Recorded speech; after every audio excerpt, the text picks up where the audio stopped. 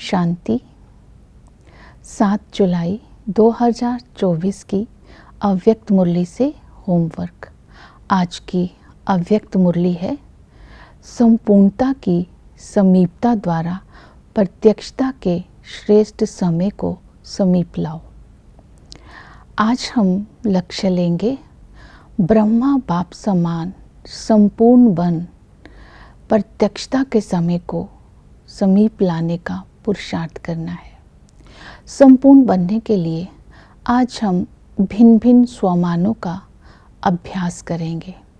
पहला स्वमान लेंगे, मैं होलीएस्ट आत्मा हूँ। संगम पर हम ब्राह्मण ही होलीएस्ट बनते हैं। होलीएस्ट अर्थात पवित्र बनकर, प्रकृति पति बनकर प्रकृति को भी पवित्र बनाते हैं।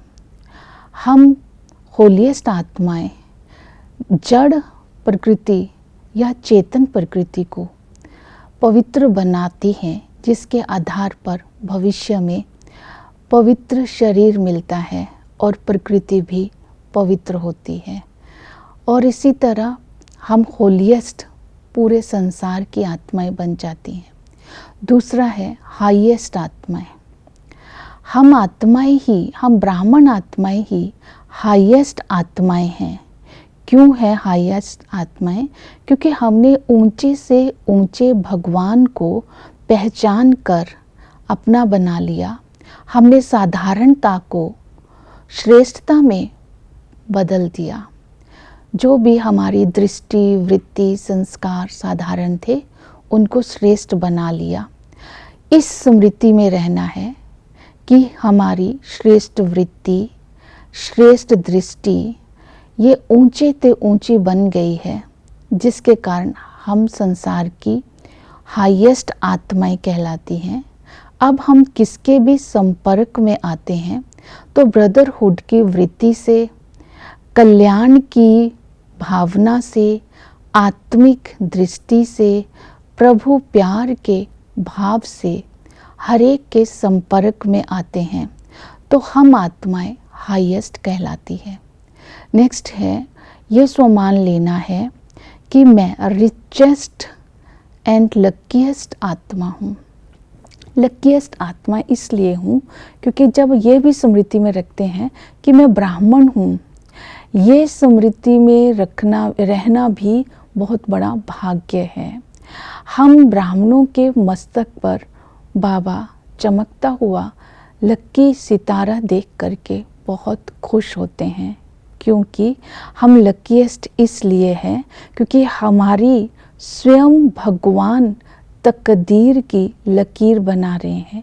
ये भाग्य की लकीर 21 जन्मों के लिए अविनाशी हो जाती है, अर्थात 21 जन्म हम खुश रहेंगे, हेल्थ, वेल्थ, हैप्पीनेस होगी।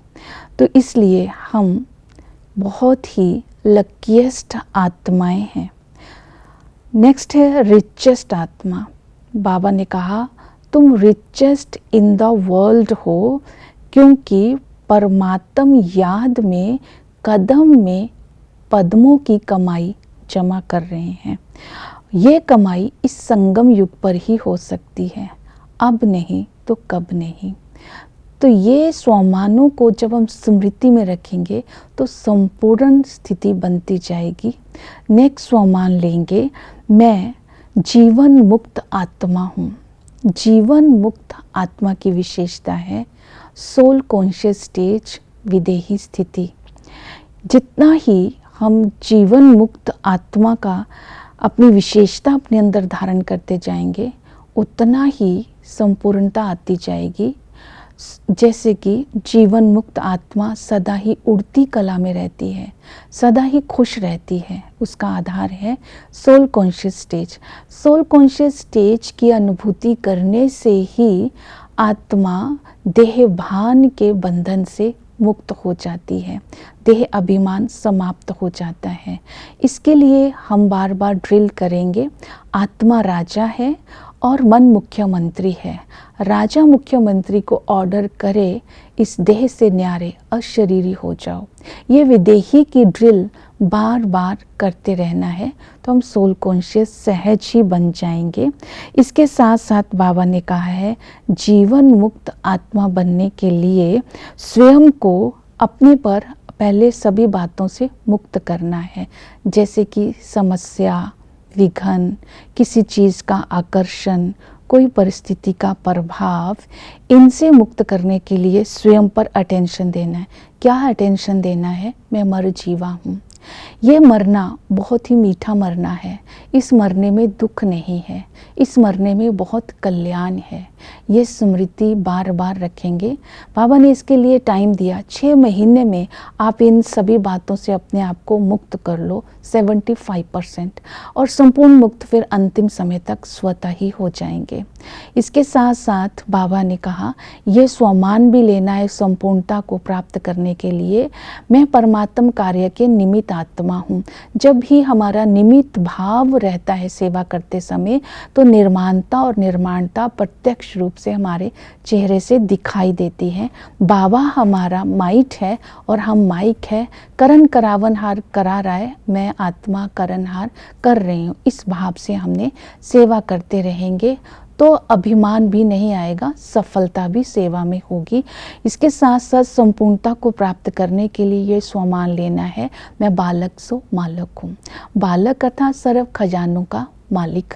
सर्व खजानों का मालिक बनने के लिए अपने आप को नेगेटिव और वेस्ट से मुक्त रखना है, ताकि हमारे खजानों की बचत होती रहे। तभी हम बाबा के बालक अर्थात मास्टर बच्चे रहेंगे, खजानों के मालिक बनेंगे।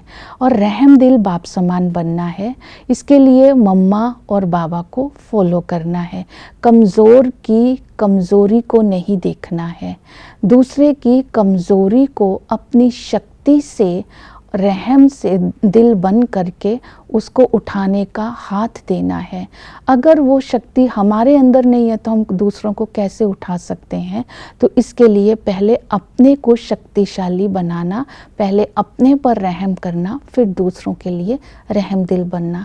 ये सारी धारणाएं करने से ही हम संपूर्णता को प्राप्त कर सकते हैं और सबके दिल में संपूर्णता का झंडा लहरा सकते हैं। तभी प्रत्यक्षता होगी। सभी कहेंगे आ गए, कौन आ गए? जिनका वो इंतज़ार कर रहे हैं। ओम शांति।